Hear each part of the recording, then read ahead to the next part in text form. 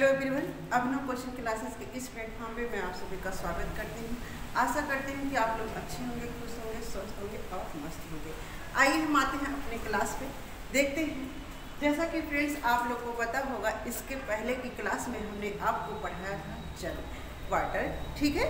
तो पोषक तत्व में हमने आपको सभी पोषक तत्व पढ़ा दिया है। जैसे आपका हो गया कार्बोहाइड्रेट, प्रोटीन, विटामिन, खनिज लवण, आपके जल। कल टॉपिक में जल हुआ था, उसको आप लोग देख लेंगे। मेरे ख्याल से आप लोग उसे अच्छे से समझ लिए होंगे, ठीक है। तो आज हम देखते हैं जो आपके पोषक तत्व होते हैं उसको पचाने में प्रमुख जो आपके एंजाइम होते हैं, थोड़ा उसके बारे में हम चर्चा कर लेते हैं। भोज्य पदार्थ आप लेते हैं, खाते हैं, तो उसको पचाने में एंजाइम, हार्मोन जो आपके कार्य करते हैं उसको हम देखते हैं, यानी पाचक रस जिसको बोलते हैं। पाचक रस आपके कहाँ उपस्थित होते हैं, उसका कार्य क्या होता है, वो उसको पचाते हैं, उसकी प्रतिक्रिया के बाद क्या हमें देखने को मिलता है। तो आइए फ्रेंड्स, यहाँ हम देखते हैं, जैसा कि हमने बोर्ड पे सब लिख दिया है, आपको केवल समझना है। तो यहाँ हम देखते हैं पाचक रस, ठीक है। पाचक रस हमारा पहले ग्रंथि रस, एंजाइम हो गया, आपका भोज्य पदार्थ हो गए, और प्रतिक्रिया के बाद हमको क्या मिलता है ये आपका हो गया, ठीक है। तो ग्रंथि रस में हम देख लेते हैं। पहला तो हम देखते हैं कि ये लार आपका कहाँ मिलता है, लार का क्या क्या होता है, इसमें कौन से एंजाइम आपके प्राप्त होते हैं। तो यहाँ पे हम देखते हैं लार, ठीक है। जैसा कि आपको पता होगा, लार जो होता है आपके मुंह में, आपके जो 3 लार ग्रंथियां होती हैं, वहाँ से जो आपके एंजाइम स्रावित होते हैं उसको हम देख लेते हैं। तो देखते हैं पहला क्या है। पहला हो गया आपका टायलिन, ठीक है फ्रेंड्स। पहला क्या हो गया, टायलिन, यानी हमारे लार में जो एंजाइम होता है, पहला क्या हो गया टायलिन। टायलिन किसको पचाता है, किस भोज्य पदार्थ को। तो यहाँ हम देखते हैं मंड को, स्टार्च को देखते हैं मंड, ठीक है। तो टायलिन मंड को पचाता है, यानी स्टार्च को पचाता है, जो आपके कार्बोहाइड्रेट होते हैं, यानी जो आपके गेहूं, चावल, इस सब में स्टार्च जो पाए जाते हैं, मंड उसको पचाता है। मंड को पचाने के बाद कौन प्रतिक्रिया के बाद कौन सा हमें शर्करा या आप कह सकते हैं कौन सा हमें पदार्थ मिलता है, तो हम कहेंगे माल्टोज। माल्टोज शर्करा आपके टायलिन के द्वारा स्टार्च को पचाने के बाद हमको क्या प्राप्त होता है, माल्टोज शर्करा, ठीक है। लार में दूसरा एंजाइम देखते हैं माल्टेज, ठीक है। माल्टेज एंजाइम, जैसा कि हमने कार्बोहाइड्रेट में बताया था, माल्टोज हो गया, लैक्टोज हो गया, सुक्रोज हो गया, हमें उसी में आपका जो एंजाइम छुपा होता है। जैसे माल्टोज में माल्टेज एंजाइम, लैक्टोज का लैक्टेज एंजाइम, सुक्रोज का सुक्रेज एंजाइम।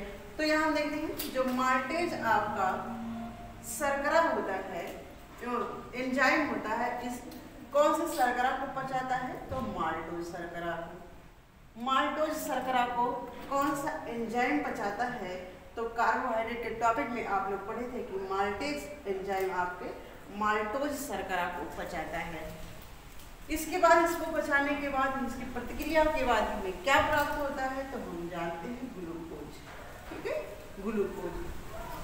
ग्लूकोज फ्रेंड्स आपको पता है, यह कार्बोहाइड्रेट का सूक्ष्मतम रूप होता है, यानी इसके पचने के बाद हमें क्या प्राप्त होता है, ग्लूकोज, ठीक है। और ग्लूकोज हमारे शरीर में ऊर्जा प्रदान करता है, ठीक है।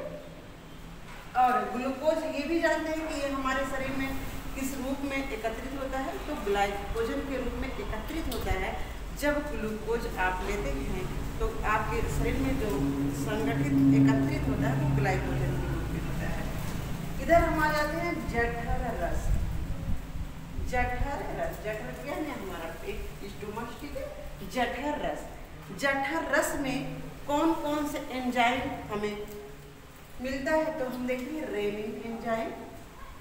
जठर में कौन सा एंजाइम, रेनिन एंजाइम, यानी हमारे पेट में, हमारे आमाशय में, हमारे जठर रस में कौन सा एंजाइम, तो रेनिन एंजाइम। और ये जो रेनिन एंजाइम होता है, किस भोज्य पदार्थ को पचाने में मदद करता है। तो यहाँ हम देखते हैं केसीन। केसीन फ्रेंड्स आपको पता होगा ये दूध की प्रोटीन है। दूध के प्रोटीन को क्या बोलते हैं? केसीन। ठीक है, तो केसीन जो पनीर हम बनाते हैं, जो पनीर का जो भाग जमता है वो केसीन प्रोटीन का ही होता है। तो केसीन प्रोटीन, ठीक है, रेनिन केसीन प्रोटीन को पचाता है। इसकी प्रतिक्रिया के बाद हमें क्या मिलता है? तो कैल्शियम पैराकैसिनेट। क्या मिलता है फ्रेंड्स? कैल्शियम पैराकैसिनेट। ठीक है, जठर रस में एक और आपका प्रमुख एंजाइम होता है जिसका नाम है पेप्सिन। ठीक है फ्रेंड, पेप्सिन। पेप्सिन क्या करता है?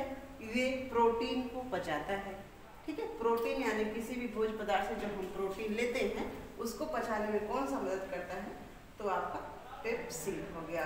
पेप्सिन प्रोटीन को पचाने के बाद इसके प्रतिक्रिया के बाद जो आपका मिलता है पेप्टोन्स मिलता है। ठीक है, पेप्टोन्स हो गया। ठीक फ्रेंड्स, आगे हम देखते हैं अग्नाशयी रस। ठीक है, अग्नाशयी रस यानी आपके अग्नाशय से जो रस निकालता है उसमें से कौन सा एंजाइम आपको देखने को मिलता है? तो हम देख सकते हैं कि अग्नाशय के आपका ट्रिप्सिन हो गया, एमाइलेज हो गया, लाइपेज हो गया। ये तीन एंजाइम प्रमुख आपके अग्नाशय रस में देखने को मिलते हैं। ट्रिप्सिन हमारा किस भोज्य पदार्थ को पचाने में मदद करता है? तो ट्रिप्सिन देख लेते हैं, आपका प्रोटीन को पचाता है। इसकी प्रतिक्रिया के बाद हमको क्या मिलता है? तो पॉलीपेप्टाइड्स मिलता है। क्या मिलता है फ्रेंड्स? पॉलीपेप्टाइड्स मिलता है। एमाइलेज हम देख लेते हैं। एमाइलेज, एमाइलेज जो आपका होता है ये पचाता है मंड को, स्टार्च को। स्टार्च को पचाता है और इसके पचाने के बाद हमें कौन सा पदार्थ या देखने को मिलता है? तो हम कह सकते हैं इसको पचाने के बाद हमें शर्करा प्राप्त होता है। अग्नाशय का तीसरा जो हम देखते हैं लाइपेज। लाइपेज होता है, हमारे पेपर में पूछता है कि वसा को पचाने में कौन सा एंजाइम मदद करता है? तो हम देख लेते हैं लाइपेज। लाइपेज वसा को पचाने में मदद करता है और वसा को पचाने के बाद इसकी प्रतिक्रिया के बाद हमें क्या देखने को मिलता है? तो वसी अम्ल। ठीक है, जैसा कि आपको पता होगा कि वसा का जो सूक्ष्मतम रूप होता है उसको वसी अम्ल बोलते हैं। ठीक है, यानी उपापचय के बाद जो हमें तत्व दिखाई देने को मिलते हैं वो आपका होता है वसी अम्ल। ठीक है फ्रेंड्स, आगे आते हैं हम, इधर देख लेते हैं आंतरिक रस, यानी जो हमारे आंतों में पाए जाने वाले रस हैं उसमें कौन कौन सा एंजाइम देखने को मिलता है? तो हम देखते हैं। तो आपका हो गया इरेप्सिन, माल्टेज। ठीक है, इरेप्सिन, माल्टेज, सुक्रेज, लाइपेज और लैक्टेज। ठीक है, इरेप्सिन, माल्टेज, सुक्रेज, लाइपेज और लैक्टेज। अब आप कहेंगे कि माल्टोज, तो यहाँ भी माल्टेज है, लाइपेज भी यहाँ है और आप कहेंगे ठीक है तो सुक्रेज।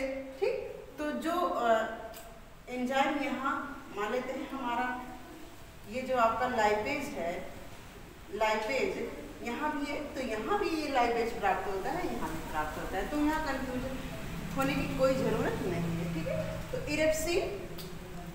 इरेप्सिन एंजाइम किस भोज्य पदार्थ को पचाता है? तो प्रोटीन को पचाता है इरेप्सिन। इसके प्रतिक्रिया के बाद हमको क्या मिलता है? अमीनो अम्ल मिलता है, यानी हम कह सकते हैं प्रोटीन टूटने के बाद हमें क्या प्राप्त होता है? तो आपका अमीनो अम्ल प्राप्त होता है।